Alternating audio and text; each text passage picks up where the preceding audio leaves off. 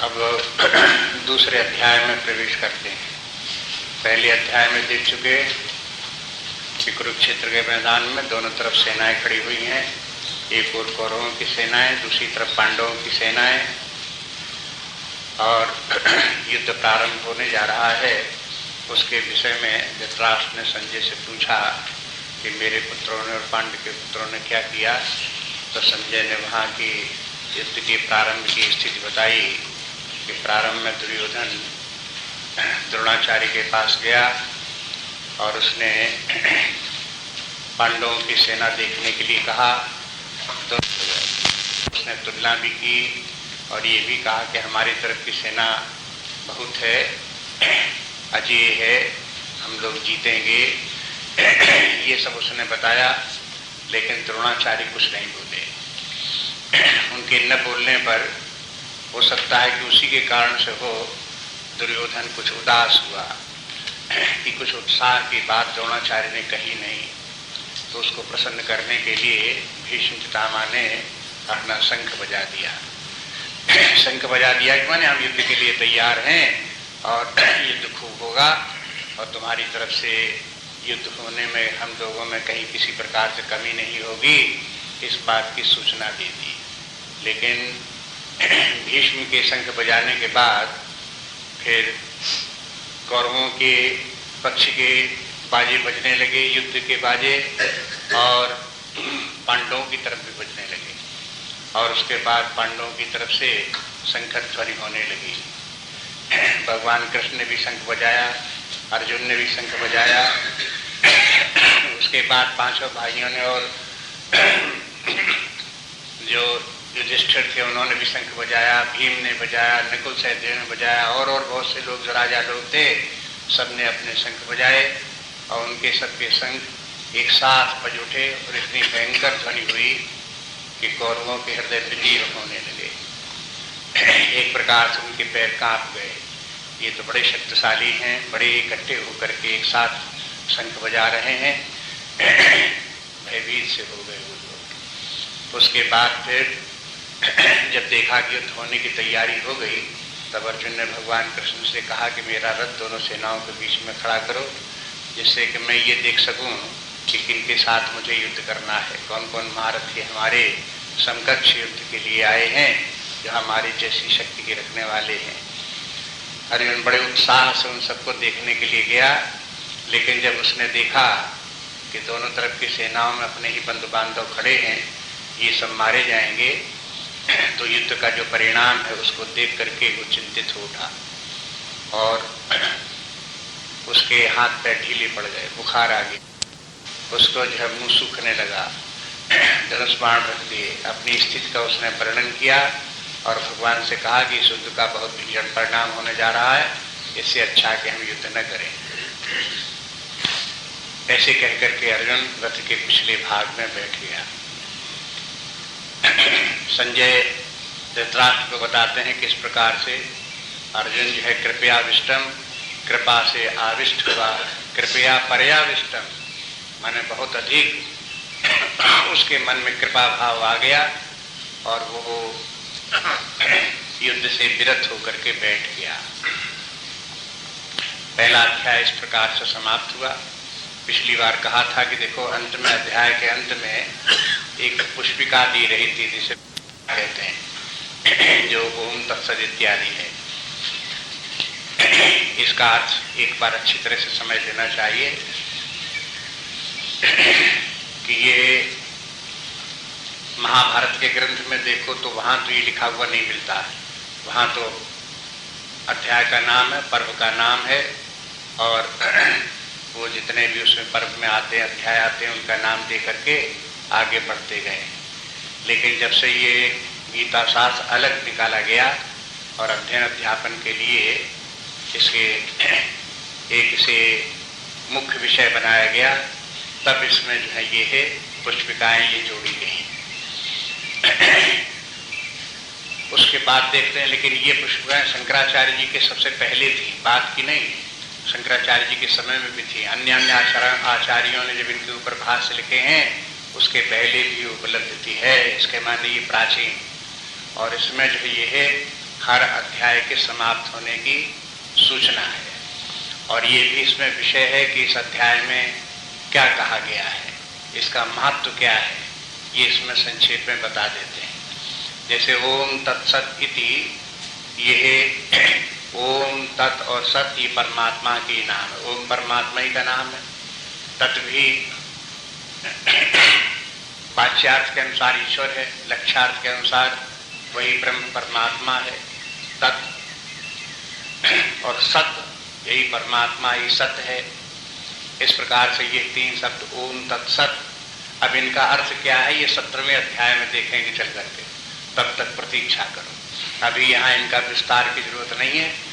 यहाँ जो जिस स्थान पर ये है प्रयोग किया गया है यहाँ, उसका अर्थ यही है कि ओम के माने परमात्मा का स्मरण करते हैं, और तत् के माने ये सब कुछ रचना जो अध्यात्म विद्या की है ग्रंथ में, वो सब परमात्मा के प्राप्त करने की, उसकी शरण में जाने के लिए और उसी की शक्ति प्राप्त करने के लिए है, इसलिए परमात्मा का स्मरण करते हैं। और सत्य के माने है ये जो कुछ ज्ञान हमने अध्ययन किया है ये हमारे जीवन में सत्य बन करके अवतरित हो, माने ये केवल काल्पनिक न रहे, केवल मौखिक न रहे, ये यथार्थ बने। हमारे जीवन में भी ये ज्ञान इसी प्रकार से आवे, जैसा कि गीता में कहा गया है। इति माने इसका इतना ही प्रयोजन है और कोई प्रयोजन नहीं। इसके बाद कहते हैं श्रीमद् भगवद गीता। श्रीमद् भगवत के माने है ये भगवान श्री कृष्ण द्वारा कहा हुआ है, इसलिए श्रीमद् के माने है भगवान परमात्मा के मुख से बोला गया है। भगवत माने भगवान से बोला जाने के कारण से भगवत हो गया, उसका विशेषण बन गया। ये श्रीमद् भगवत गीता माने भगवान के द्वारा अर्जुन को कहा गया है, इसलिए इसका नाम भगवत गीता है। गीताएं बहुत सी हैं, लेकिन एक गीता ये गीता है जिसके के पीछे जो नाम दिया गया भगवत माने भगवान कृष्ण के द्वारा अर्जुन को जो उपदेश दिया गया वो भगवत गीता है।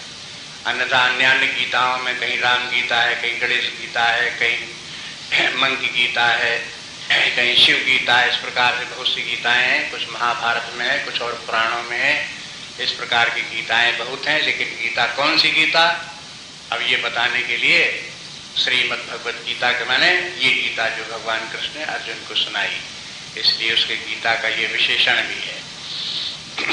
और गीता के माने ये भगवान ने गाया है, ये जो कुछ भगवान ने अर्जुन को सुनाया वो उनका गान है। बड़े आनंद के साथ भगवान कृष्ण ने अर्जुन को ये उपदेश दिया है, इसलिए ये है गायन की तरह से है। और गीता और फिर बोलते हैं कि देखो ये है उपनिषद, सो ये भी एक उपनिषद है। समस्त उपनिषदों का साथ होने के कारण इसे उपनिषद समझो या उपनिषद के समतुल्य समझो, अथवा जैसे उपनिषदों का अध्ययन किया जाता है जैसी श्रद्धा के साथ, प्रेम के साथ, समर्पण के साथ, वैसे इस गीता का भी अध्ययन करना चाहिए। और जो फल उपनिषदों के अध्ययन का है वही फल गीता के अध्ययन का भी है, इसलिए इसे उपनिषद भी कहते हैं, उपनिषद। और यह गीतासु उपनिषदसु ये बहुवचन में है, ये बहुवचन में आदर सूचक है। इसके लिए जब बहुवचन शब्दों का प्रयोग किया जाता है तो आदर सूचक होता है। हिंदी में भी इस प्रकार से आदर सूचक शब्दों को जब किसी व्यक्ति को बोलते हैं तो उसके जो है बहुवचन में क्रिया इत्यादि का प्रयोग करते हैं। फिर कहते हैं ये है ब्रह्म विद्यायाम योग शास्त्री। इसका संक्षेप में अर्थ बताया था कि इसमें ये अध्यात्म विद्या का ये ग्रंथ है जिसका अध्ययन करने से व्यक्ति अपने आंतरिक दुर्बलताओं को समझता है, पहचानता है, जिन दुर्बलताओं के कारण व्यक्ति को दुख क्लेश आदि होते हैं, और फिर उनको वो दूर करने का प्रयास करता है। ये दुर्बलताएं कैसे दूर हों ये भी इस अध्यात्म विद्या में बताया जाता है। और फिर दुर्बलताएं दूर होने पर व्यक्ति के अंदर छिपी हुई शक्तियां जागृत होती हैं और वो एक आनंद में स्थिति को प्राप्त कर लेता है, पूर्णता की स्थिति, आनंद की स्थिति, ये इसका प्रयोजन है। इसलिए अध्यात्म विद्या जो है वो हो आत्म कल्याण के लिए, अपनी भलाई के लिए विद्या है। इसके दो पक्ष हो गए, एक ब्रह्म विद्या सिद्धांत पक्ष और दूसरी योग शास्त्र माने योग माने साधना वाला पक्ष। जैसे बताया आपको, जैसे विज्ञान होते हैं, भौतिक विज्ञान, उनमें थ्योरी और प्रैक्टिकल, ये दो बातें होती हैं। पहले थ्योरी बता दी, फिर प्रैक्टिकल के देखो। थ्योरी मात्र से विज्ञान पूरा नहीं होता। इसी प्रकार से अध्यात्म विद्या एक विज्ञान है और ये थ्योरी मात्र से पूरा नहीं होता। इसके सिद्धांत तो इसको समझो ही समझो, लेकिन उन सिद्धांतों को जीवन में धारण करो। जब सिद्धांतों, पहले तो कोई अध्यात्म विद्या को सुनने को तैयार नहीं होता। समय इस प्रकार का है आजकल का युग कि जिस समय चाहे कलयुग का कारण हो, चाहे परिस्थिति कोई भी हो, अध्यात्म विद्या में लोगों को कुछ नहीं, ये उनका अज्ञान है, अपने आप ही अपनी हानि उठाते हैं। लेकिन जिन लोगों को मालूम हो जाता अध्यात्म विद्या बहुत कल्याणकारी है, वो इसका अध्ययन भी करते हैं, श्रवण भी करते हैं। लेकिन फिर उसके बाद उनकी गाड़ी अटक जाती है। उनको ये लगता है कि जीवन में धारण करना तो बहुत मुश्किल है, धर्म में जीवन जीने लगेंगे तो बड़ा मुश्किल पड़ेगा, कैसे जिंदगी चलेगी। निष्काम भाव से कर्म करने लगेंगे तो कैसे जिंदगी चलेगी। उनको ऐसा लगने लगता है कि व्यवहार में ये सब करने में असंभव है। तो ये असंभावना भी धीरे धीरे मिटे और व्यक्ति इसको अपने जीवन में धारण करे और फिर देखे कि इसका क्या लाभ है। तो यही योग शास्त्र है, जिससे कि व्यक्ति अपने जीवन में भी धारण करे। शास्त्र बार बार प्रेरणा देता रहता है, भगवान बार बार प्रेरणा देते रहते हैं कि देखो जो कुछ बता रहे हैं इसको अपने जीवन में धारण भी करो, इसी प्रकार साधना करो, अभ्यास करो। और फिर इसका जो अभ्यास करता है वो मानो योग शास्त्र की साधना है। अभ्यास के अंदर साधना योग के अंतर्गत ही ज्ञान योग, भक्ति योग, निष्काम कर्म योग, अष्टांग योग, ध्यान योग, बहुत से योग इसमें सब में दिए हुए हैं। वो सब योग हैं।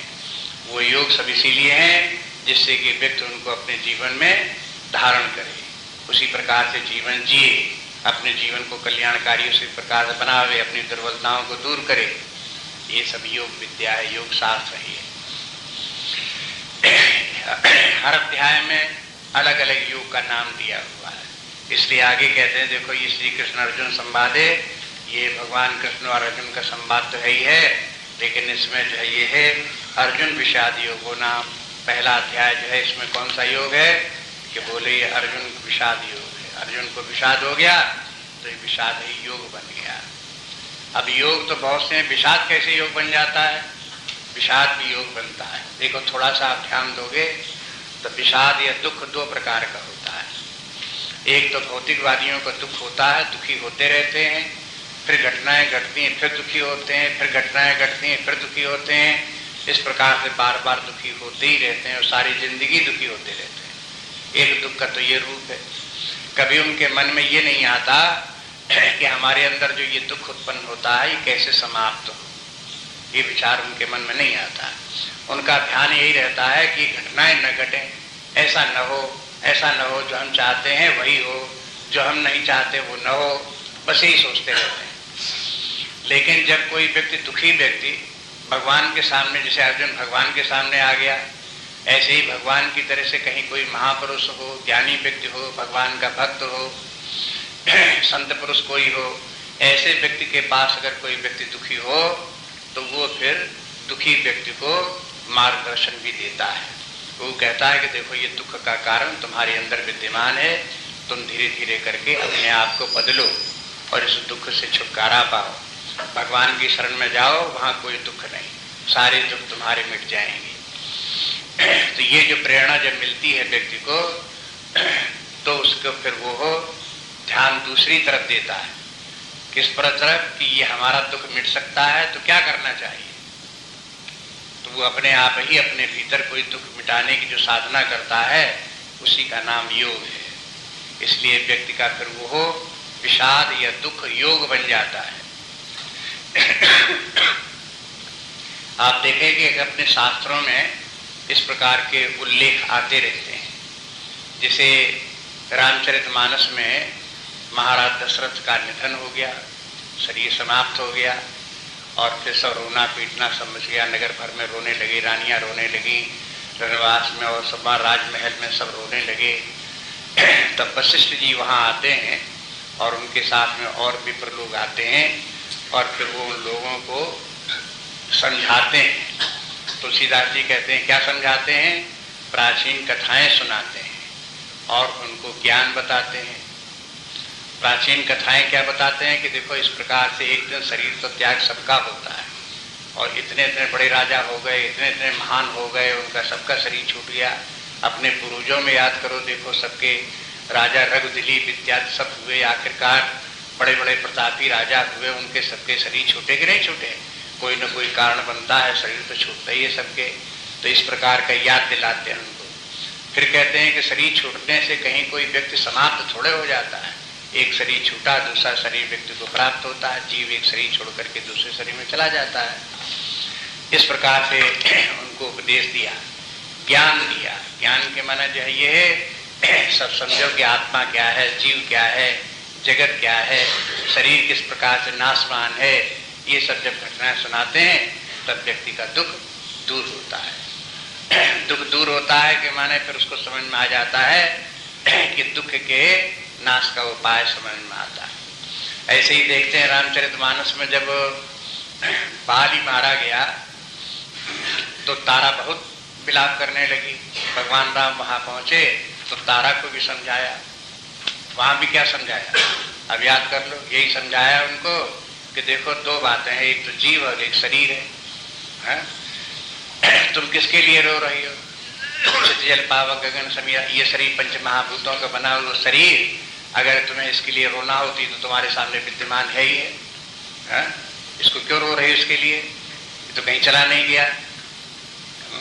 दूसरी बात ये कहो कि नहीं नहीं, शरीर से क्या लेना, शरीर में जो जीव था उसी के लिए हमारा रोना है, तो उसके भी रोना बेकार के। सब लोग दुनिया में जानते हैं कि जीव तो नित्य है। जीव नित्य तो कही कर रोवा, जीव तो नित्य है, उसके लिए क्या रोना है? जब इस प्रकार से भगवान ने समझाया तो क्या समझाया? दीन ज्ञान हर लीनी माया। उसको जहां ज्ञान दिया तो उसकी माया के मन भ्रांति दूर हो गई और समझ में आ गया, उसका रोना बंद हुआ। तब देखो सब भगवान के सामने अगर रो रहे हैं तो ये स्थिति हुई। और अगर वशिष्ठ जी जैसे लोगों के सामने कोई रो रहा है तो फिर क्या स्थिति हुई? अब ये देखते हैं कि किस प्रकार से रोना योग कैसे बन जाता है। इसके उदाहरण अपने शास्त्रों में हैं। इसी प्रकार से आगे आप देखोगे कि अर्जुन इस प्रकार से न रोता, विषाद इसको न होता तो इतना सुंदर अध्यात्म विद्या की शिक्षा अर्जुन को कैसे प्राप्त होती? अर्जुन और भगवान कृष्ण सारे जीवन साथ रहे, दोनों मित्र थे, बहुत दिनों से साथ साथ रहे, खेलते खाते रहे, घूमते रहे, आते जाते जहाँ कहीं रहे, साथ साथ रहे। लेकिन भगवान ने कभी अर्जुन से ये नहीं कहा कि देखो तुम्हें पता है कि मैं भगवान हूँ, अवतार लिया है और मैं सब ज्ञान जानता हूँ, आओ बैठो तुम शांति से, फुर्सत में तुम हो ही हो, चलो तुमको हम ज्ञान सुनाते हैं। ऐसे भगवान ने कभी नहीं कहा। या अर्जुन को भी पता लग गया होता कि भगवान तो अवतार हैं और हमारे मित्र हैं, चलो इनसे पूछो कि भाई आप स्वयं भगवान हो तो परमात्मा क्या है, उसकी प्राप्ति कैसे होती है, दुखों की निवृत्ति कैसे होती है, आप बताइए। न अर्जुन ने पूछा और न भगवान कृष्ण ने कभी कहा कि तुम जो वो हो हमसे ज्ञान सीख लो। क्यों? कहा कि जब अवसर आएगा तब देखा जाए। अब उसका अवसर क्या आया? जब अर्जुन को विषाद हुआ तब ये भगवान ने कहा कि भाई ये तुम्हारा विषाद व्यर्थ है, इस प्रकार का विचार करना, इसको विचार करो, ध्यान दो, तो फिर तुम्हारा दुख दूर हो सकता है। तो अर्जुन फिर अब यहाँ पूछने भी लगा। अब आगे देखेंगे दूसरे अध्याय में भगवान कृष्ण ने अर्जुन से कह दिया कि देखो तुम्हारा इस प्रकार से विषाद करना, इस प्रकार से मोह में पड़ना, ये सब तुम्हारा अनुचित है, ऐसा नहीं करना चाहिए। तुम कायरता मत दिखाओ, उठकर खड़े हो युद्ध करने के लिए। तो अर्जुन एक बार फिर अपने जो दुर्बलता का कारण है, जो उसके मन में विचार घूम रहे थे, उनको फिर वो भगवान को समझाता है कि हम इस कारण से दुखी हो रहे हैं। तो फिर भगवान उसको फिर उसका समाधान करते हैं, विस्तार से समझाते हैं कि देखो तुम्हारा ये विचार, ये चिंतन गलत है, तुम सही रास्ते पर आओ, ठीक ढंग से विचार करो, ठीक ढंग से जीवन जियो, ये सब उनको समझाते हैं। तो अर्जुन फिर पूछता जाता है, भगवान बताते जाते हैं, वो पूछता जाता है। इस प्रकार से आगे गाड़ी बढ़ती है। सारा गीता शास्त्र सामने आ जाता है अर्जुन के। सारी अध्यात्म विद्या की रूपरेखा सब भगवान समझा देते हैं। और फिर बीच बीच में ये भी कहते रहते हैं कि अब तक तुमने धर्म में जीवन जिया, लेकिन तुम्हारा वो धर्म जहां तक तुमको ले जा सकता था वहां तक ले गया। अब आगे चाहो कि दुख की निवृत्ति हो जाए, तब इस धर्म से होने वाली नहीं है। इसके लिए अब तुम निष्काम कर्मयोग करो, सत्वगुण को बढ़ाओ, ज्ञान प्राप्त करो, भक्ति प्राप्त करो, तब तुमको जो है ये है दुख की निवृत्ति होगी। तब एक ऐसी स्थिति आएगी जब तुम्हारा दुख दूर हो जाए। गीता में देखते हैं कि गीता का प्रयोजन क्या है। यहीं से पहले अध्याय से ही प्रयोजन भी इसका पता चल जाता है कि हर किसी ग्रंथ का कुछ न कुछ प्रयोजन होता है। गीता शास्त्र का क्या प्रयोजन कि जैसे अर्जुन को जो दुख था और भगवान ने जो उपदेश दिया उससे अर्जुन का दुख मिट गया। अगर अन्य लोगों को भी जीवन में दुखानुभूति होती हो तो क्या करना चाहिए? यही करना चाहिए जो भगवान ने उपदेश अर्जुन को दिया है, उस उपदेश को ध्यान से पढ़ें और अपने दुख को दूर करें। इसलिए प्रारंभ में दुख की, अर्जुन के दुखित होने की घटना का वर्णन विस्तार सहित है और अंत में बात ये भी आ जाती है कि अर्जुन का विषाद दूर हो गया। 18वें अध्याय के अंत में देखते हैं अर्जुन स्वयं भी कह देता है कि हमारा अब सब समस्या हल हो गई, दुख दूर हो गई। और प्रभु अपने धनुष बाण उठा लेता, युद्ध करने के लिए तैयार हो जाता है, उसको फिर शक्ति आ जाती है और युद्ध फिर प्रारंभ कर देता है। इसके बाद उसका इस गीता से अध्ययन करने से दुख की निवृत्ति होती है। इसलिए इस गीता का प्रयोजन हुआ दुख की निवृत्ति। और यदि मनुष्य, जब तक मनुष्य मात्र को दुख होता रहेगा तब तक उसके निवृत्ति के लिए उपाय की जरूरत पड़ेगी, और जब तक उस उपाय की जरूरत पड़ेगी तब तक गीता की आवश्यकता पड़ेगी। अगर 10,000 वर्ष पहले व्यक्ति दुखी हुए और उनको गीता की आवश्यकता पड़ी तो फिर उनका दुख निवृत्त हुआ, तो उसके बाद भी तब से अब तक जिन जिन लोगों को दुख हुआ और उन्होंने गीता की शरण ली, इस ज्ञान को समझा, तो उनका भी दुख दूर हुआ। आज भी जिन लोगों को दुखी होते हैं और वो गीता के शरण में जाते हैं, गीता का ज्ञान सीखते हैं, तो उनका भी दुख दूर हो जाता है। इसी प्रकार से 1000, 2000, 10,000, 20,000 वर्ष और बीत जाएं, और क्या समझते हो कि भविष्य में कभी व्यक्ति दुखी नहीं हुआ करेगा? तब भी दुखी होंगे, और जब दुखी होंगे तब उनको क्या जरूरत पड़ेगी? गीता वाला ज्ञान जरूरत पड़ेगा। चाहे संस्कृत में पढ़ो, चाहे हिंदी में पढ़ो, चाहे अंग्रेजी में पढ़ो, चाहे किसी भाषा में बोलो। हो सकता है कि 10-5,000 वर्ष के बाद सब भाषाएं बदल जाएं, कोई नई भाषाएं डेवलप हो जाए, तो फिर यही ज्ञान उन भाषाओं में फिर सीखना पड़ेगा, लेकिन ज्ञान वही रहेगा। भाषाएं बदलती रह सकती हैं, लोगों की जीवन शैली बदलती रह सकती है, विचार बदलते रह सकते हैं, लेकिन गीता का ज्ञान इटर्नल है। अनादिकाल से वही ज्ञान है, अब भी वही ज्ञान है, और अनंत काल तक ये ज्ञान व्यक्तियों का कल्याण करता रहेगा। इसलिए ज्ञान की प्रभाव, इसकी महिमा न कभी घटी है, न आगे कभी घटने वाली है। इसलिए गुरुदेव कहते हैं कि देखो, जब जब लोगों को इस प्रकार से अर्जुन डिसीज होती रहेगी, तब तक कृष्णा क्योर की जरूरत पड़ती रहेगी। अर्जुन डिसीज और कृष्णा क्योर, बस। अगर किसी को अर्जुन डिसीज न हो तो कृष्णा क्योर की भी जरूरत नहीं। अगर कहीं किसी व्यक्ति को दुख होता ही नहीं है, अदा प्रसन्न नहीं रहता, आनंद ही आनंद में, तो ठीक है, उसका तो काम सिद्ध है। उसको क्या जरूरत गीता सुने, ज्ञान सुने, कुछ सुनने की जरूरत नहीं। लेकिन जिन लोगों को दुख होता हो, भय चिंता लगती हो, जी घबराने लगता हो, ऐसी लोगों की आंतरिक दशा हो, तो फिर उनको गीता ज्ञान की जरूरत अब भी पड़ती है, आगे भी पड़ती रहेगी। ये बात इसलिए कही कि इसमें श्रद्धा रखनी चाहिए। कभी कभी लोग समझते हैं कि ऐसी घटना घट गई, हमें तो दुख कुछ कारण है और तुम गीता लिए फिरते हो, उससे हमारा क्या होने वाला है? देखो, सोचने के ढंग अलग है। इसलिए जो घटनाएं घटी वो तो सबके साथ घटती हैं। ये तो संसार है, इसमें उथल पुथल होती रहती है, बनना बिगड़ना होते ही रहता है, आना जाना सबका, बनना बिगड़ना, लाभ हानि, जय पराजय तो संसार में होती रहती, किसी को रोके नहीं रखती, लेकिन इसी संसार में जो लोग गीता ज्ञान का सहारा लेकर के जीते हैं वो शांत और प्रसन्न बने रहते हैं। अन्यथा इसके धक्के खा करके लोग गिरते हैं और रोते हैं। इसलिए उनको जो है ये गीता के ज्ञान की जरूरत सबको पड़ती रहती है। इसलिए इसमें श्रद्धा रखनी चाहिए। केवल यही नहीं कि हमारे साथ घटना घट गई, गीता होने से फिर क्या होगा, हम तो भूखों मर रहे हैं, गीता पढ़ने से क्या होगा, हमारे ये हानि हो गई, गीता पढ़ने से क्या होगा। अब इसको इस प्रकार से देखो कि गीता ही पढ़ने से होगा।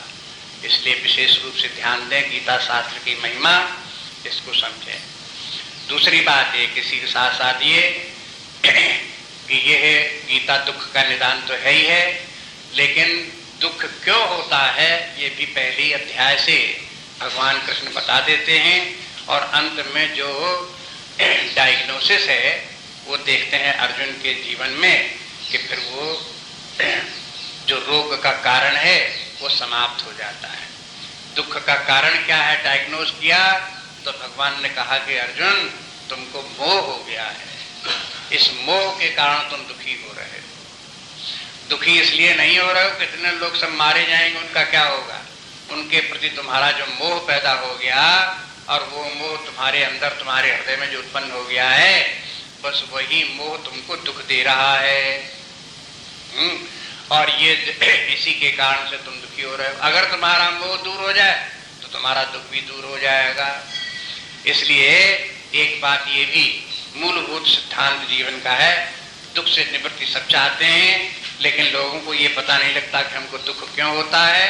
तो उनको ये बात गांठ बांध करके रखनी चाहिए कि हर व्यक्ति का दुख किसी भी प्रकार का हो, सब दुखों का एक कारण है, सबकी एक जड़ है, और वो जड़ है मोह।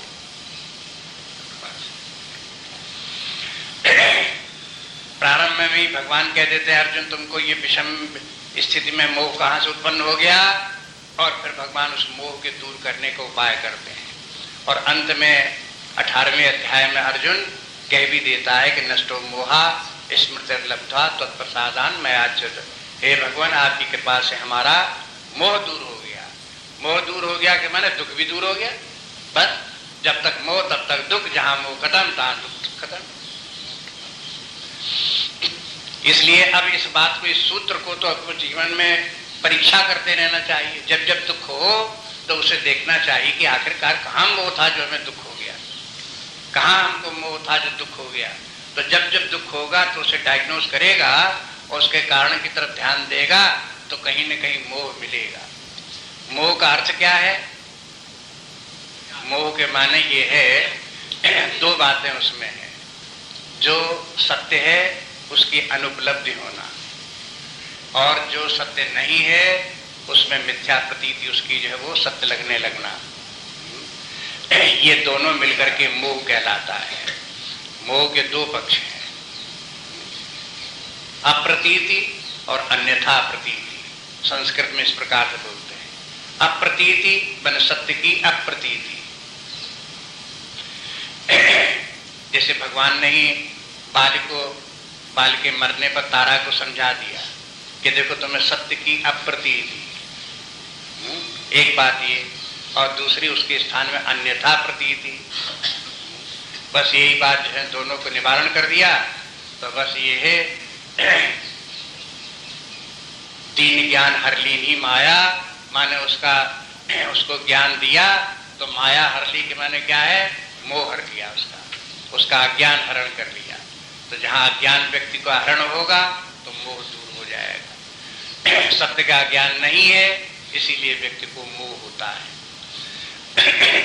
यद्यपि नाम रूपात्मक जगत की वस्तु में शरीर, जीवन सब लोगों को दिखाई देते हैं। यह नाना तो सबका सब प्रतीति मात्राभास मात्रशील है, आने जाने वाला है। लेकिन जब व्यक्ति इसी को सत्य मान करके इसी पर आश्रित हो जाता है तो फिर वो मोह कहलाता है। जहां उसे ये पता लगा ये तो नाशमान है ही है, परिवर्तनशील है ही है, इसके मूल विद्यमान जो सत्य है कुछ और ही है, और उस सत्य को जहां उसने पहचाना और सत्य में जहां उसकी प्रीति हुई तहां मोह समाप्त हो गया। न तो असत्य में उसकी अटैचमेंट होगा और न उसके कारण से होने वाले फिर कोई दुख होंगे। इसलिए अध्यात्म विद्या का सिद्धांत ये है कि सत्य को जानो, चाहे जैसे जानो, चाहे भक्ति से जानो, चाहे ज्ञान से जानो, चाहे ध्यान से जानो, किसी भी प्रकार से जानो, सत्य को जानो। नाम जप करो तो सत्य का परमात्मा का नाम लो तो आप देखोगे कि आपके मन में शांति प्राप्त होगी। परमात्मा का ध्यान करो तो परमात्मा की तरफ अपने मन बुद्धि जाएंगे तो शांति प्राप्त होगी, सुख प्राप्त होगा। कोई भी साधन जितने भी हैं अंततः उनका सबके यही है कि सत्य स्वरूप आत्मा है, परमात्मा है, उसको जानो और उसी में स्थित रहो। बस इस प्रकार का प्रयास करो। तो गीता शास्त्र में भगवान ने इसी बात को समझाने के लिए अर्जुन को तरह तरह से उपाय किए।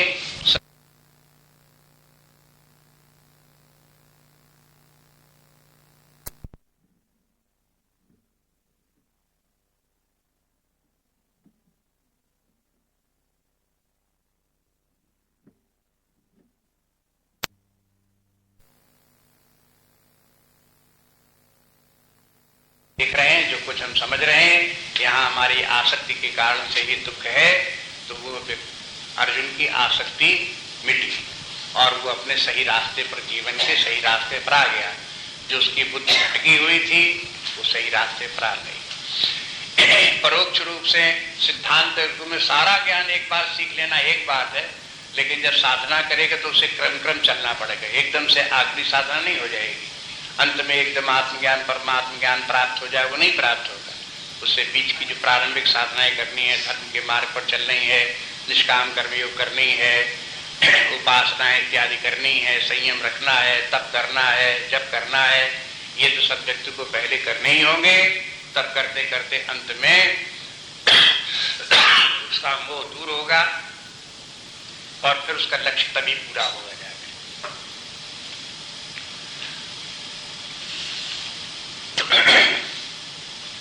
लेकिन जहां व्यक्ति को ये सब बातें मालूम हो गई तो आश्वस्त हो जाता है थोड़ा भी, फिर भी उसमें धैर्य बन जाता है।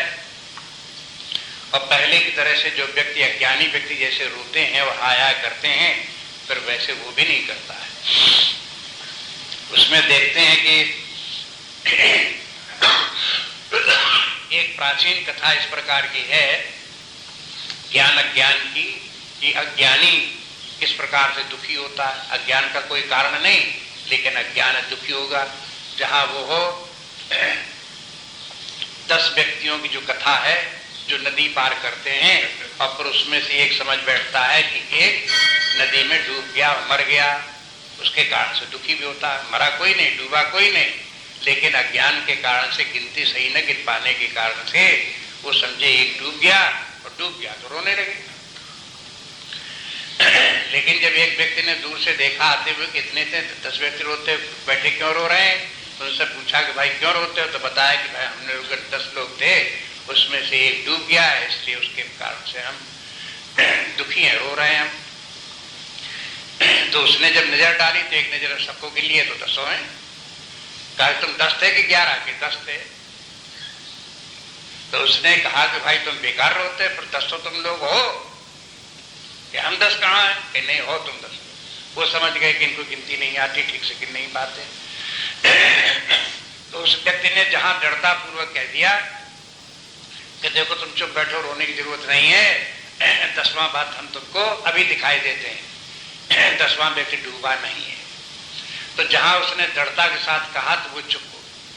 बस इतनी ही बात सुन करके कि 10वां डूबा नहीं है, यही है, इतनी ही बात से अभी उनको पता नहीं लगा कि 10वां है कहाँ, मिला नहीं, लेकिन वो चुप हो गए और उनका रोना बंद हो गया। इसी प्रकार से अध्यात्म विद्या परोक्ष रूप से भी व्यक्ति को ज्ञात हो जाती है, बौद्धिक रूप से, सैद्धांतिक रूप से भी मालूम हो जाती है। तो उसे एक मन में इतनी बात आ जाती है कि हम जिस दिशा में भटके चले जा रहे थे वो गलत दिशा थी, अब जिधर बताया गया इधर ध्यान देनी चाहिए। इसके माने हमारे दुख का कारण व्यर्थ है, हम अपनी नासमझी के कारण से बेकार में रो रहे हैं, नहीं रोने का कोई कारण है नहीं। इतनी भी बात समझ में आ गई। लेकिन कैसे है ये सब बात, ये बात फिर उसको साधना के बाद धीरे धीरे करके समझ में आएगी, स्वयं भी दिखाई देने लगेगा। इसलिए गीता शास्त्र का प्रयोजन पहले ही अध्याय से स्पष्ट हो जाता है। इसलिए इतनी बात जो है पहले अध्याय में जो कही गई है इसके महत्व को ध्यान में रख करके तब आगे प्रवेश करना चाहिए। अब दूसरे अध्याय में आते हैं। देखिए, अथ द्वितीयो अध्यायः संजय उवाच तं तथा कृपयाविष्टम् अश्रुपूर्णाकुलेक्षणम् विषीदन्तमिदं वाक्यम् उवाच मधुसूदन तं तथा कृपयाविष्टम् अश्रुपूर्णाकुलेक्षणम् विषीदन्तमिदं वाक्यम् उवाच मधुसूदन।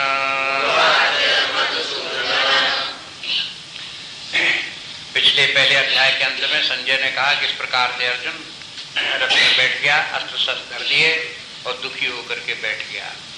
अब इसके बाद फिर क्या हुआ तो आगे बताना चाहिए कि अब कोई ऐसे थोड़े कैसे बैठे ही बैठा रहा, बस बात नहीं हो गई। अब आगे संजय बताते हैं कि इसके बाद भगवान कृष्ण ने अर्जुन से जो कुछ कहा वो अब हम तुमको बताते हैं।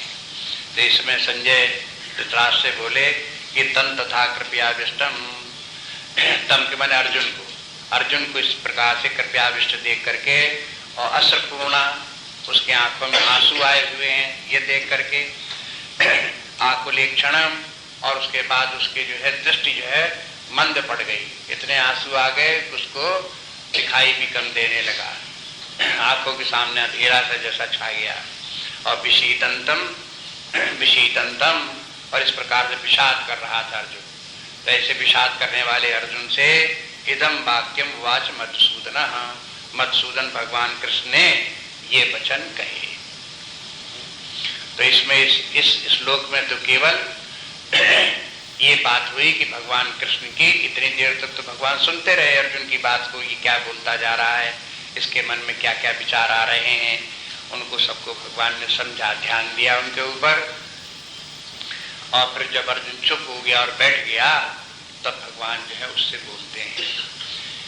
इससे एक मनोवैज्ञानिक रहस्य इस बात का भी पता चलता है कि यदि कोई व्यक्ति दुखी हो और अपने दुख का वर्णन कर रहा हो तो अन्य व्यक्तियों को ये चाहिए कि उसकी बात को सावधानी से सुने, धैर्यपूर्वक सुनते रहें।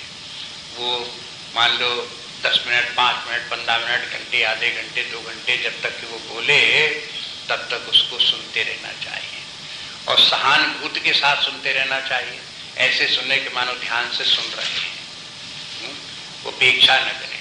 ऐसे न करे अरे ये तो बेकार की बातें करते हैं, तो बेकार के रो रहे हैं और दुखी हो रहे हैं, तो जैसे रोना शुरू करे तैसे उसकी बात को काट दे और उसको मना कर दे कि तुम भागो, क्यों रोते हो तुम। ऐसे नहीं बोलना चाहिए। उसके दुख को व्यक्ति को सुने। सुनने से, सुन लेने से भी व्यक्ति के दुख मिटते हैं और थोड़ा धीरज आता है उसको। ये भी एक मनोविज्ञान की बात है। तो अगर कोई व्यक्ति किसी व्यक्ति के कुछ नहीं कर सकता, दुखी व्यक्ति की कोई सहायता, तो उसकी बात को सहानुभूति के साथ सुन ले, ये भी एक बड़ा उपकार है। तो भगवान ने तो बड़ी सहानुभूति के साथ अर्जुन की तरफ देखते हुए उसकी बात को सबको सावधानी से सुना। दूसरी बात, इतनी बात नहीं है, उसके बाद तो फिर भगवान उसको जो है उपचार भी करते हैं, उसको समझाने की भी कोशिश करते हैं। अर्जुन ने भी जब देखा कि भगवान कृष्ण ने इतनी सावधानी से सुना है तो इसके माने ये है कि ये कोई न कोई राय सम्मत हमको देंगे, क्या करना चाहिए क्या नहीं करना चाहिए। इस तरह से उनकी तरफ से उन्मुख हुआ और भगवान कृष्ण से उसका मन जुड़ा। अगर भगवान कृष्ण की तरफ ध्यान ही न देते तो फिर दोनों के मन का जो है वो संबंध न जुड़ता। जब तक कि एक उपदेश देने वाला और एक उपदेश सुनने वाला, इन दोनों के मन का तालमेल न बैठे तब तक उपदेश काम नहीं करता। जो व्यक्ति उपदेश देगा वो सुनने वाले के ऊपर प्रभाव नहीं डालेगा, या सुनने वाला व्यक्ति जब उपदेश देने वाले वो उपदेश को सुनेगा नहीं तो वो भी लाभान्वित होगा नहीं। इसलिए दोनों के बीच में कम्युनिकेशन होना चाहिए, मेंटल कम्युनिकेशन। तभी उपदेश का प्रभाव सुनने वाले व्यक्ति के मन पर पड़ता है और कुछ अंतर भी दिखाई देता है। अब वो तो जहां अर्जुन के सामने इस प्रकार की घटना घटी और भगवान कृष्ण ने भी उसी प्रकार से उसका उपचार किया, तहां तो बिल्कुल दोनों के मन के तालमेल बैठ ही गए और फिर अर्जुन ने सुना भी, भगवान कृष्ण ने सुनाया भी। लेकिन बहुत बार जहां बहुत लोग सुनते रहते हैं, गीता का ज्ञान है या अध्यात्म विद्या का ज्ञान, तो वहां सब लोग पूरी निष्ठा और श्रद्धा के साथ नहीं सुनते। कोई कोई लोग तो देखते हैं कि कितने लोग सुन रहे हैं और सुन रहे हैं तो ये ध्यान दे रहे हैं कि नहीं ध्यान दे रहे हैं, और बस तमाशा जैसा देख करके चले जाते। उनसे पूछो कि क्या सुना? हाँ कुछ बातें कर रहे थे, बड़ी कठिन बातें हैं, जने कहा कि क्या बातें बोल रहे थे, कोई हमारी जिंदगी से तो उनका कोई मतलब है नहीं है, क्या बात थी, फिजूल की बातें, क्या करना उनसे लेना देना, ऐसे बोलते हैं। वो बात ऐसी समझो जैसे बालकांड में तुलसीदास जी कह देते हैं, यही सर आवत अट कठिनाई। जहाँ ये वर्णन आता है वहां पर वे क्या बताते हैं, एक तो व्यक्ति जाने में मुश्किल और दूसरे वो जाकर के सुनने में भी मुश्किल। सुनने में जड़ता जाड़ विषम जोर लागा, गए न मज्जन पाव भागा, गए तो भी उनको जड़ता आ गई, जड़ता के मैंने निद्रा आ गई, तो वहां कहाँ सुना? वहां पर भी सुनने को नहीं मिलता। उनको बैठे जरूर हैं, शरीर से बैठे हुए लेकिन सुन नहीं रहे हैं, तो उनको कोई लाभ थोड़ा होगा। लेकिन फिर ये कहते हैं कि ऐसे लोग जब वहां से लौटते हैं तो लोग पूछते कहाँ गए? सत्संग में गए, वहां क्या तुम सुना? अरे सब फिजूल की बातें करते, अपनी अपनी बातें अपने अपने उड़ाते रहते हैं, कहीं कहीं की कथा सुनाते, कहीं कहीं की कथा सुनाते, क्या उसमें रखा हुआ बेकार की बातें हैं, हमारी तो कुछ समझ में नहीं आया क्या कहते हैं। अब ऐसे करके सर निंदा करता है सुनावा। जिसने पूछा तो सर निंदा करता है सुनावा, मन सर के माने यहाँ पर क्या है? भगवान की कथा और ये सब अध्यात्म विद्या, उसकी निंदा करके उसको सुना दी। अरे सब बेकार है, क्या रखा बात, उससे कोई पेट थोड़े भरना है बस। ऐसे कह करके उसके बोल दिया। तो ऐसी जहां बात होगी तो उनको भी लाभ नहीं होगा। इसलिए शास्त्रों में तुलसीदास ने सब बातें क्यों लिखी, बार बार क्यों इस बातों की विचार करना पड़ता है? क्योंकि जब तक कि ये कम्युनिकेशन न हो वक्ता और श्रोता के बीच में, और श्रोता भी मोटिवेटेड न हो, वो ये समझ के सुनेंगे नहीं तो हमारा लाभ क्या होगा, फायदा क्या होगा, और ये सुनना ही चाहिए और समझ में आना ही आना चाहिए।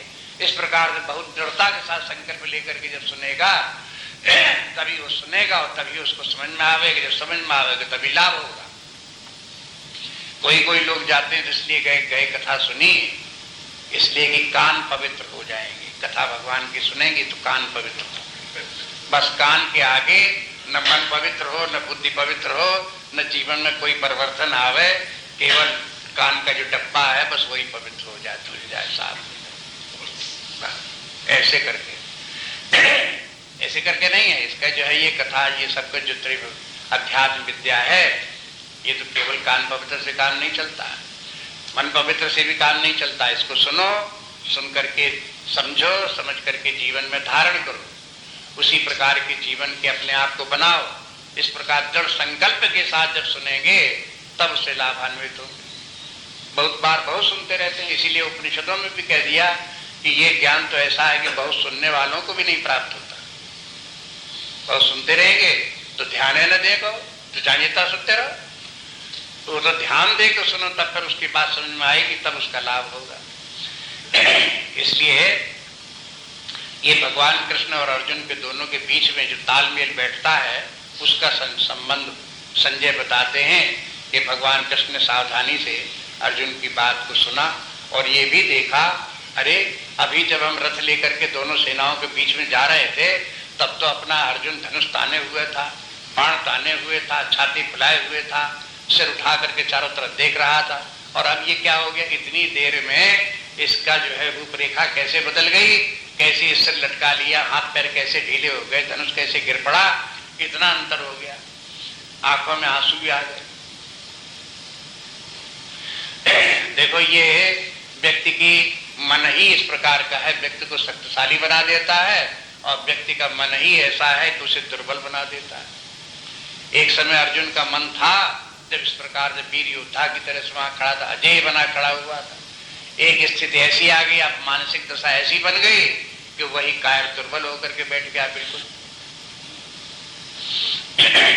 ये स्थिति अर्जुन की आ गई।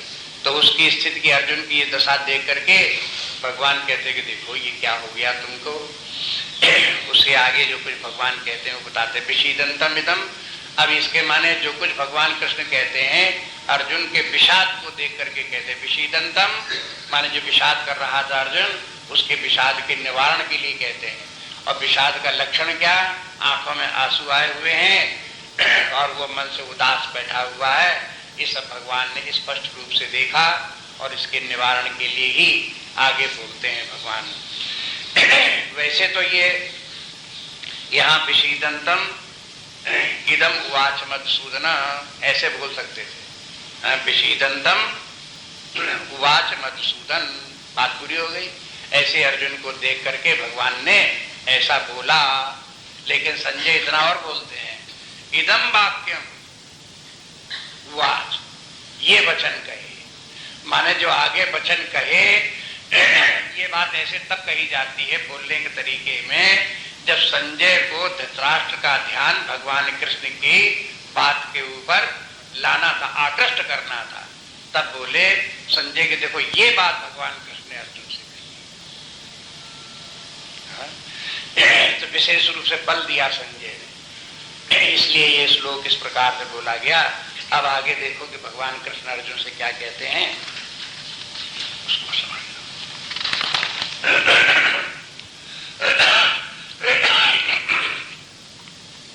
दूसरा श्लोक है श्री भगवान वाच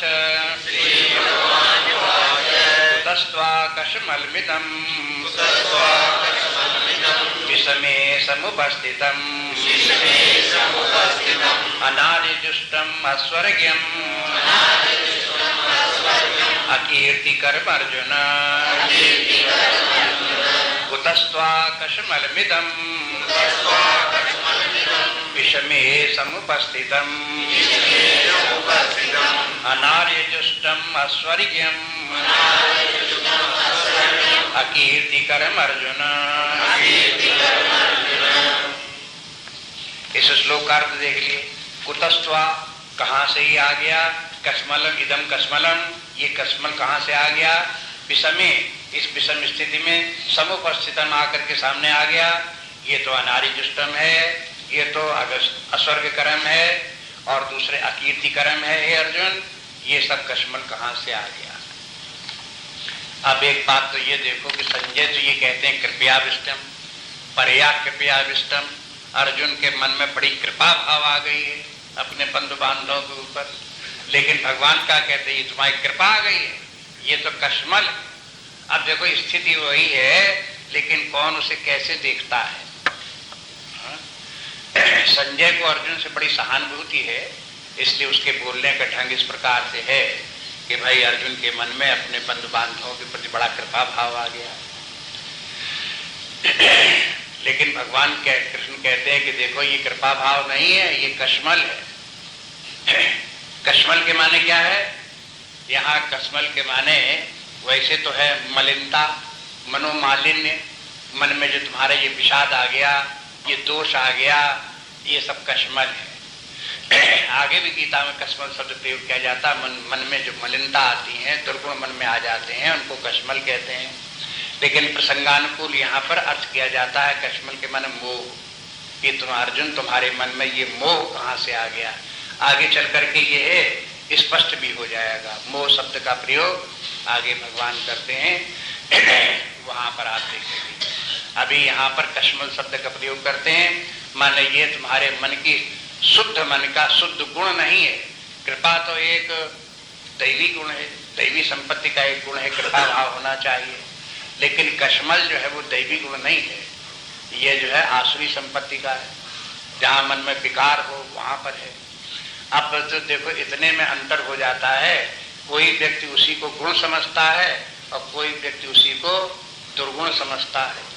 बहुत बार दुनिया में यही होता है कि दुर्गुणों को भी व्यक्ति गुण समझते हैं और उनको हृदय में धरे रहते हैं। दुर्गुणों को गुण समझते हैं। आप कहोगे ऐसे कहाँ, दुर्गुणों को तो दुर्गुण ही समझा जाएगा, गुणों को गुण समझा जाएगा, लेकिन ऐसा बहुत कम होता है। अधिकांश तो यही होता है, गुणों को समझा जाता है दुर्गुण और दुर्गुण को समझा जाता है गुण। अब क्यों ऐसा होता है? चाहे तो एक सामाजिक जो जिस प्रकार की मान्यताएं चल रही हैं उसके कारण से हो, या किसी व्यक्ति के मानसिक विकार के कारण हो, या अज्ञान के कारण हो, या परिस्थितियों के कारण हो। कारण कई भी हो सकते हैं, लेकिन होता बहुत बार यही है कि व्यक्ति दुर्गुणों को भी गुण मान करके उनको धारण किए रहता है। अब आप देखो, अगर समाज में जितने भी दुर्गुण हैं या दुर्गुणी व्यक्ति हैं, उनसे आप पूछो तो उन सब अपने अपने दुर्गुणों को गुण ही बताएंगे। अगर कहीं व्यक्ति कोई क्रोध करता है और दूसरे से झंझट करता है, हाय हाय करता है, उसको अपमानित करता है, तो उससे पूछो कि भाई तुम ऐसा क्यों करते, तो बहुत खराब है। अरे इसके बिना कहाँ काम चलेगा, जीवन नहीं चल सकता, काम नहीं हो सकता, ये तो होएगा, ये तो करना ही पड़ेगा, सबको करना पड़ता, हमको भी करना पड़ता। बस इस प्रकार से बोलेगा। क्यों? क्योंकि उसी ने उसको गुण मान रखा है दुर्गुण, लेकिन मान रखा है गुण। इसी प्रकार से अगर कोई भ्रष्टाचारी है, बिना घूस लिए काम नहीं करता, तो उससे पूछो कि भाई तुम ऐसा क्यों करते हो, ये तो बड़ा खराब काम है। अरे इसके बिना तो काम ही नहीं चलेगा, ये तो सभी लोग करते हैं, और आजकल इतना ज्यादा खर्चा है कि वेतन ही कितना मिलता, मान लो 10-5 हजार मिलते भी तो उससे क्या होगा। अब 2 लाख 3 लाख तो अपने लड़कों को देना है, जहाँ भेजना है एडमिशन कराने के लिए मेडिकल कॉलेज में, कहाँ से आएगा पैसा बताओ, कौन दे देगा? और कहीं मिलता है, हमें तो ऐसी करके करना पड़ेगा, नहीं तो जिंदगी कैसे चलेगी। या तो हम बच्चों को पढ़ावे नहीं, वो को मरे, बस हो गया। माने यही गुण है, माने उसके चित्त में चढ़ गया कि यही गुण है, अन्यथा कुछ हो ही नहीं सकता। ये दुर्गुण नहीं, बढ़िया गुण है। ऐसे और भी समाज में जहां कहीं भी दुर्गुण देखोगे आप, उनको अगर जब तक कि व्यक्ति उन दुर्गुणों को गुण नहीं मानेगा, तब तक वो उनको धारण ही नहीं कर सकता, उनको उनके उस दुर्गुण के मार्ग पर चल ही नहीं सकता। लेकिन बुद्धि सबकी अपनी अपनी विचित्र होती है। देखो बुद्धि की रचना अजीब है। जिसको वो दुर्गुण गुण दिखाई देता है, वो गुण ही दिखाई देता है, दूसरे को की बात वो मानेगा नहीं, अपनी ही बात रहेगा कि हम समझते वही सब ठीक है। जिसकी बुद्धि में जो बात आ जाती है उसको ये समझ में आता है कि बस यही ठीक, और दूसरे की बुद्धि की बात सब गलत। वो क्या समझे, हम सब समझते हैं, हम समझते हैं वही ठीक। ये भी व्यक्ति की दुर्बलता है। इसीलिए शास्त्र ये भी दिखाते रहते हैं कि देखो व्यक्तियों की बुद्धि में जो विचार आते हैं वो सबके विचार एक से नहीं होते, और एक से न होने का कारण ये है कि सबकी बुद्धि का जो बैकग्राउंड है, वासनाएं हैं, वो सबकी एक सी नहीं है। रामचरितमानस में तो तुलसीदास ने ये बात सैकड़ों बार दिखाई, अनेक प्रकार से समझाने की बात की कि किसी प्रकार से व्यक्ति की बुद्धि में ये आ जाए कि लोगों के नाना प्रकार के विचार होते हैं। क्यों? कि उनकी वासनाएं भिन्न भिन्न प्रकार की हैं। आप देखो भगवान राम जब धनुष तोड़ने के लिए खड़े हुए तो वहां तमाम राजा लोग इकट्ठे थे, और वहां पर जनक जी भी थे, गुरु लोग भी थे, वहां पर रानियां भी थी जो ऊपर से देख रही थी, सीता जी भी थी, सबके सामने घटना घट रही है। और उस समय भगवान राम को देखने वाले कैसे हैं, वो सबका तुलसीदास जी वर्णन करते हैं कि देखो एक राजा ऐसे बोलता है, दूसरा राजा एक बोलता है, इस प्रकार से बोलता है, जनक जी इस प्रकार से बोलते हैं, सीता जी इस प्रकार से बोलती हैं, सुनैना जी इस प्रकार से बोलती हैं, और सबके बोलने की बात अलग अलग। क्यों? कि सबकी बुद्धियां अलग अलग, और सबकी बुद्धियां अलग अलग क्यों? कि भाई बुद्धि तो एक, सबकी बुद्धि एक सी होनी चाहिए, बुद्धि से बुद्धि ना, सबकी बुद्धियों में बातें अलग अलग आ रही हैं। अगर किसी के बात को इतनी बात भी समझ में आ जाए कि दुनिया में लोगों की वासनाएं भिन्न भिन्न हैं, उन वासनाओं के कारण बुद्धियां भी भिन्न भिन्न होती ही हैं, तो व्यक्ति कहीं न कहीं एडजस्ट करने की और कंप्रोमाइज करने का विचार करे। लेकिन जो व्यक्ति समझता है कि और सब मूर्ख है, किसी की कुछ बात ही नहीं है, हम समझते हैं वही सब ठीक है, ऐसा व्यक्ति किसी से कंप्रोमाइज नहीं करता, किसी की बात नहीं सुनता, किसी की बात पर ध्यान नहीं देता, बस वो अपनी बात आगे चला जाए। तो व्यक्ति ये भी नहीं समझता कि दुनिया में नाना प्रकार के व्यक्ति हैं, नाना प्रकार की बुद्धियां हैं, मुंडे मुंडे मतिर भिन्ना।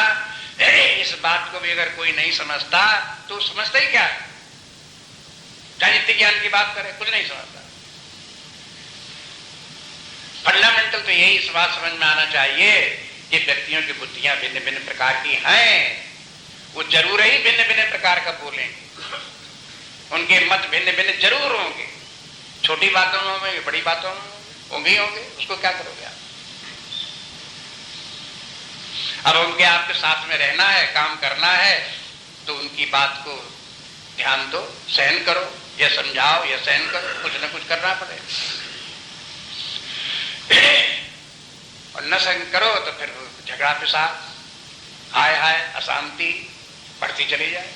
अगर दो व्यक्ति ऐसे हों जो इस बात को न समझते हों कि अलग अलग व्यक्तियों की बुद्धियां अलग अलग होती हैं, एक व्यक्ति एक बात कहे, दूसरा उसके बिल्कुल विपरीत बात कहे, तो आप दोनों क्या कहेंगे? वो कहेगा मैं सही कहता हूं, दूसरा कहेगा कि मैं सही कहता हूं। तब एक कहेगा कि तुम्हें मेरी बात माननी पड़ेगी, तो दूसरा कहेगा तुम्हें मेरी बात माननी पड़ेगी। तो कहा कि नहीं, मैं बात नहीं मानूंगी, तुम्ही को मेरी बात माननी पड़ेगी। माननी कैसे पड़ेगी? मैं देख लूंगा तुमको। तो क्या नतीजा होगा?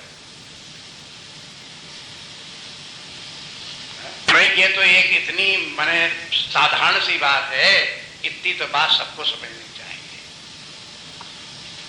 और ध्यान देना चाहिए बात के ऊपर अन्य लोगों की। हो सकता है कि कोई व्यक्ति गलत भी हो, गलत भी बोल रहा हो, उसका विचार जो है वो हो, माने बुद्धि कम हो, अच्छी बुद्धि न हो, अच्छे निर्णय उसके न हो, तो भी उसकी बात को ध्यान देना चाहिए। इस दृष्टि से सोचना चाहिए कि ये और कह ही क्या सकता है, क्योंकि इसकी बुद्धि ऐसी ही है, इस बुद्धि की बैकग्राउंड ऐसी ही है, इसलिए ये तो ऐसे कहेगा ही,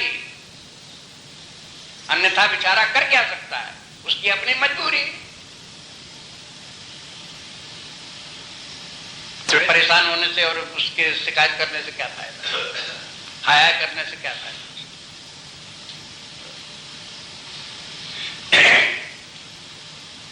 इसलिए जो है वो इस शांति रखने का, अपने आप को समझाने का और जीवन जीने का तरीका साधारण सी बातें में शास्त्र बताते हैं। इसीलिए कहते हैं कि देखो हर जगह गीता में भी आपको ये शिक्षा मिलेगी, यहाँ सिद्धांत के रूप में मिलेगी, सांकेतिक मिलेगी। रामायण में तो तुलसीदास जी जानबूझ करके जगह जगह इस प्रकार की, एक जगह वही बात नहीं थी कि वहीं पर, वो तो बहुत प्रसिद्ध स्थल है, नहीं तो भगवान राम जब लंका में पहुंचे और वहां युद्ध प्रारंभ नहीं हुआ तो पहली दिन विश्राम करने लगे, जा करके वहां त्रिकुट पर्वत के ऊपर बैठ करके, तब उनके चारों तरफ बाल, सुग्रीव, हनुमान, अंगद इत्यादि सब बैठे हुए थे। उस समय भगवान ने भी एक चर्चा छोड़ दी कि चंद्रमा में ये काला काला क्या दिखाई देता है? अब क्या ये सबने एक ही बात थोड़ी कही कि चंद्रमा में जो काला काला दिखाई देता है, वो क्या क्या मुझे भी मालूम, मुझे मालूम, और एक ही बात सब बोले? वहां जो 6 लोग थे, 6 लोग 6 प्रकार की बात क्यों बोल रहे हैं साहब? क्या बात है?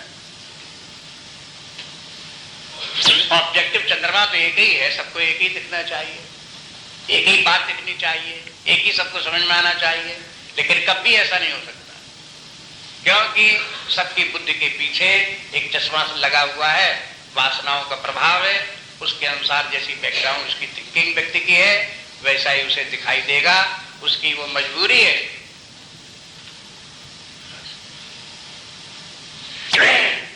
अब बस यही कहते हैं कि व्यक्ति की बुद्धि शुद्ध हो, निर्मल हो, सत्य दिखाई दे, तो उसका विचार उत्तम होगा, श्रेष्ठ होगा, और ये सब बातें भी उसको समझ में आएंगी। बहुत बार लोग बोलते हैं तो बोलते समय में, आपस में बातचीत करते समय भी उनको इतना भी पता नहीं होता कि हम जो बोल रहे हैं इसके मन के ऊपर इसकी क्या प्रतिक्रिया हो रही होगी, इसे अच्छा लग रहा होगा कि बुरा लग रहा होगा, कि ये इसका क्या अर्थ लगा रहा होगा। वो बोलते हैं मुझे बोलने से मतलब चाहे को समझे, हमने जो कहना था तो मैंने कह दिया, बस। ये भी कोई बोलने का तरीका? ये प्राकृत जनों की तरीका, जिनको अनकल्चर्ड है उन लोगों को तरीका, मुझे बोलना था तो बोल दिया। लेकिन ये भी देखो कि अगर किसी व्यक्ति की प्रशंसा कर रहे हो, निंदा कर रहे हो, तो उसका परिणाम दूसरे के ऊपर क्या पड़ रहा है? जो कुछ बात कह रहे हो उसको अच्छी लग रही, बुरी लग रही, खामखा किसी व्यक्ति को दुखी करो, खामखा किसी व्यक्ति को साथ में मतभेद पैदा करो, क्या फायदा उससे? जहां आवश्यक हो तहां तो विचार भी करो धैर्यपूर्वक, लेकिन अनावश्यक रूप से किसी व्यक्ति को दोषी ठहराओ, उसको निंदा करो, ये सब कोई अच्छे लक्षण थोड़े। किसी व्यक्ति को समझते ही नहीं कि हम क्या बोले जा रहे हैं। अब फिर वही एक व्यक्ति तो बोले जा रहा है, ऐसा बोला, बोलते बोलते उसका मन जो है वो व्याकुल उठा, उसने कुछ बोल दिया। अब उधर से अगर उसने कुछ बोल दिया तो फिर आया करने लगे। बस अपने ऊपर जब उसका आघात हुआ तब तो लगा कि मुझसे बड़ा कटु बोल दिया, बड़ी मेरे साथ बेइज्जती कर दी, तब तो बड़ा लगा। लेकिन अपने आप जब बोलते रहे, उसकी इतनी बेइज्जती करते रहे, तब क्या हुआ? तब इससे मुझे क्या मतलब, दूसरे की बेइज्जती से मुझे क्या मतलब, मुझे तो अपनी बेइज्जती से मतलब। बस ये कौन सी बात है? ये तो महा विचारहीनता का लक्षण है।